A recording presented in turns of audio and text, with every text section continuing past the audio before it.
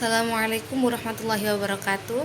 Saya Habibatul Syahada dari kelas 1B Akuntansi Syariah. Saya akan menjelaskan isi dari jurnal saya yang bertema Sejarah Perkembangan Hadis, yang berjudul Dinamika Perkembangan Ilmu Hadis pada Masa Dinasti Abbasiyah.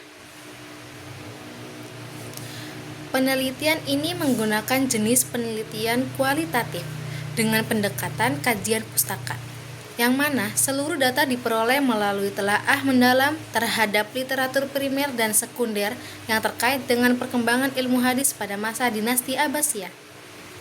Sejarah intelektual Islam menunjukkan bahwa dinasti Abbasiyah memainkan peran krusial dalam perkembangan keilmuan Islam, termasuk di dalamnya perkembangan ilmu hadis.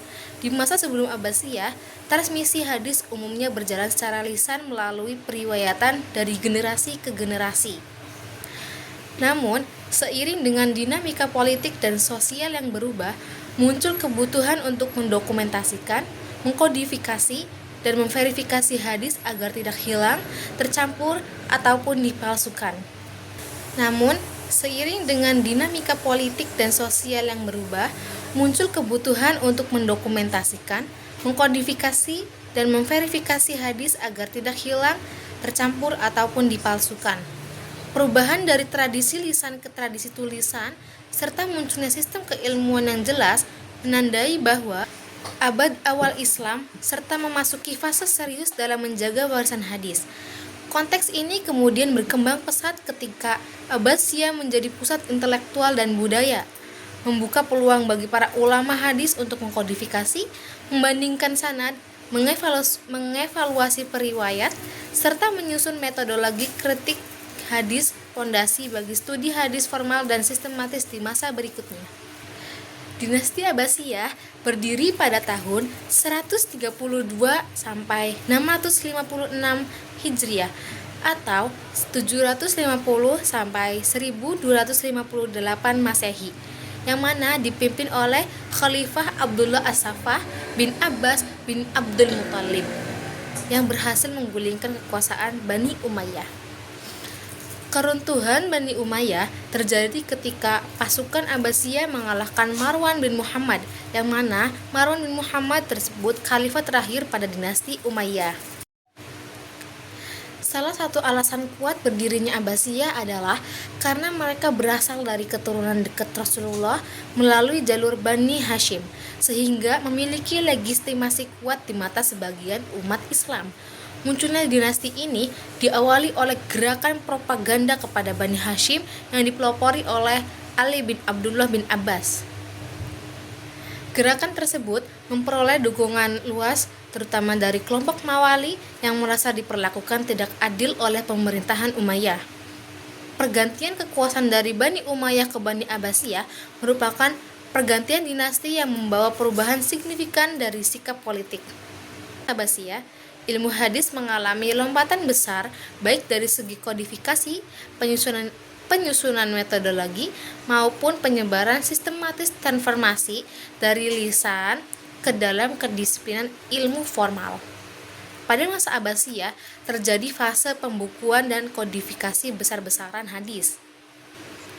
Koleksi-koleksi hadis paling standar yang dikenali orang-orang sekarang adalah Kutubus Sittah, disusun oleh 6 ulama, yaitu Imam Al-Bukhari, Imam Muslim, Imam Abu Dawud, Imam At-Tirmizi, Imam An-Nasai, dan Imam Imam Ibnu Majah. Perkembangan ilmu hadis di Abbasiyah tidak sekedar mengumpulkan riwayat, tetapi juga berkembang menjadi ilmu hadis yang disiplin keilmuan, yaitu munculnya metode kritik sanad, seleksi riwayat, verifikasi kedudukan perawi, serta penilaian otentitas dan klasifikasi hadis berdasarkan kualitas sanad dan matan.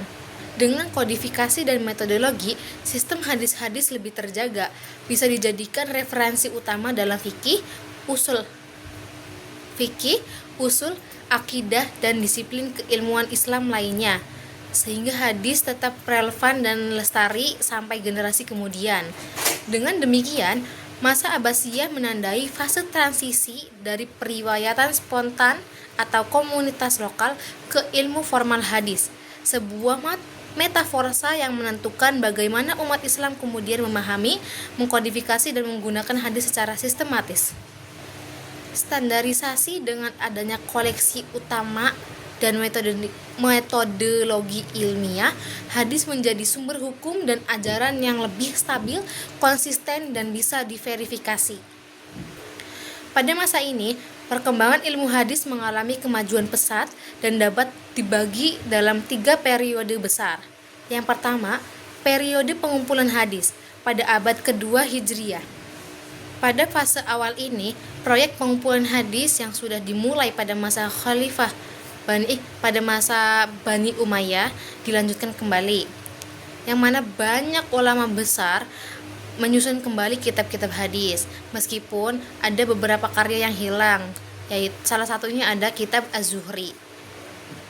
Karya tertua yang masih ada sampai sekarang adalah Al-Muwatta, yang mana Al-Muwatta ini dikarang oleh Imam Malik dan disusun atas permintaan Khalifah Al-Mansur.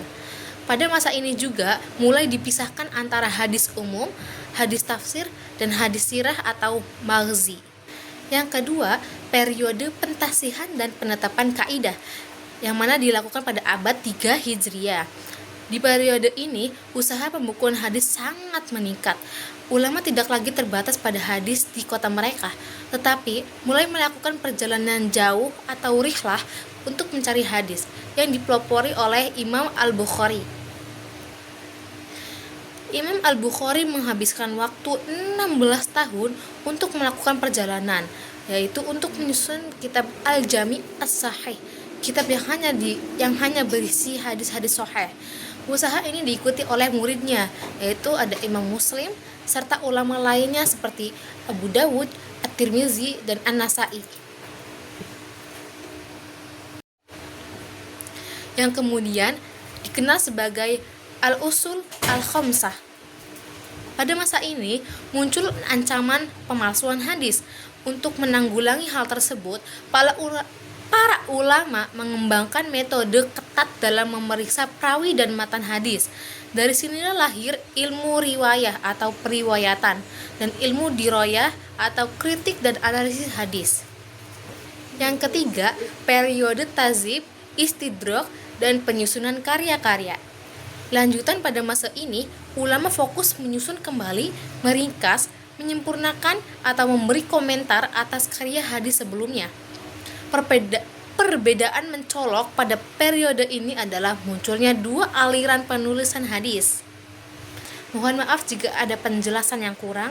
Sekian dari saya. Billahi taufiq wal hidayah. Wassalamualaikum warahmatullahi wabarakatuh.